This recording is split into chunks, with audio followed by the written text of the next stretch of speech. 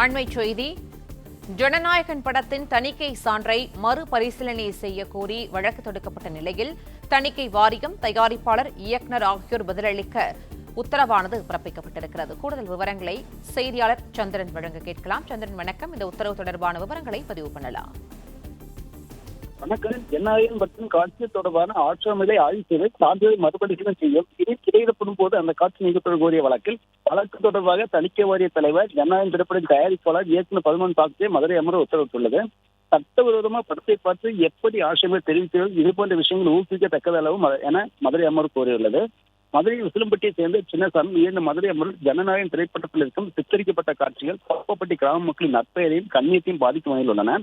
ஜனநாயகம் திரைப்படம் மதுரை மாவட்டத்தில் உள்ள பாப்பப்பட்டி கிராமத்தை அடிப்படையாக கொண்டு உருவாக்கப்பட்டதாக கூறப்பட்டாலும் அது அந்த கிராமத்தை தெளிவாக அடையாளப்படுத்துகிறது. மதுரை மாவட்டம் தேர்தல் தொடர்பான திரைப்படத்தை சித்தரிக்கப்பட்ட சம்பவம் எப்போதும் நிகழவில்லை. சாதிய வன்முறை மற்றும் தேர்தல் ஒடுக்குமுறை பாப்பப்பட்டி கிராமத்தில் நடைபெற்ற சித்தரிப்பது சமூகங்களிலே தவறான புரிதல் மற்றும் பதற்றத்தை ஏற்படும். இதனால் பொது ஒழுங்கு பாதிக்கப்படும். கிராம ஊராட்சி தேர்தல் பொதுமக்கள் தங்கள் வாக்குரிமை பயன்படுத்த விடாமல் தடுத்ததாகவும், வாக்களிக்க முயற்சி கையில் பெற்று போன கொடூர தாக்குதல் நடத்தப்பட்டாலும் பள்ளி செல்லும் பெண்கள் தாக்கப்படுவதும் காட்சி வைக்கப்பட்டனர். இந்த முஸ்லிம் ஆதாரமற்ற என சான்றிதழை மறுபரிசீலனை கோரியிருந்தார்.